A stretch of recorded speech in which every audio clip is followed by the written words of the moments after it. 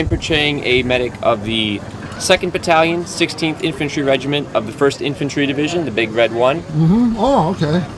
They made a movie out of that. Yeah, a long time ago. I think Mark Hamill's in it.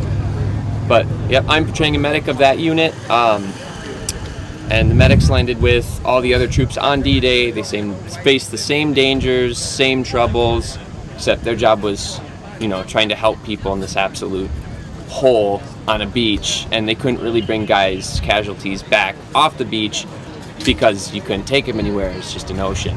So the story of the medics on D-Day is one of a lot of heroism. Many medics gave their lives trying to save their comrades on D-Day, and they had a very important job trying to take care of the crazy amount of casualties that came from this massive amphibious assault.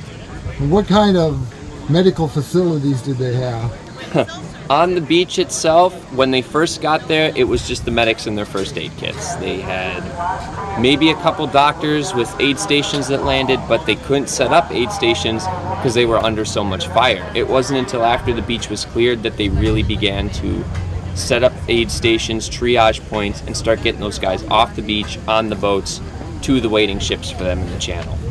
And why did you decide to portray that? Are you in the medical field yourself? Or? I am not. My buddy here is, and a lot of our medics on site are trained medical professionals. I want to portray the medics because their story to me has always been something so unique. In the middle of a war, in the middle of a combat zone, you're not taking a weapon with you to kill, you're bringing a first aid kit to try and save lives. And it's their stories I want to tell of this heroism to run into the death and bloodshed and hell of battle with no weapon to defend yourself, but only, your one purpose, trying to save lives. So I wanted to tell their stories. So they run out there in the field, grab somebody and pull them out? Is that?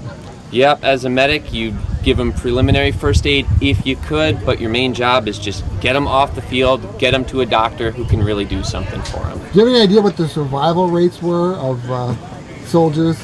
I'm not, yes. So if a soldier was wounded in combat and they got him to an aid station in hospital in the first 24 hours, his percentage of survival was 98%, which was way higher than any other conflict. Okay. So the medical system, the U.S. medical system in World War II was like down to an exact science almost. They could get guys from the field to the aid station, to these collecting points, to the field hospitals, and they could do it all so smoothly with lots of professionals and trained men along the way whose sole purpose was to treat these guys coming off the line. So if he did get back to the aid station and had a treatable wound, he had a very high chance of surviving. Okay, excellent. I'm under the impression, I've read somewhere something that the projected fatalities for D-Day were lower than expected.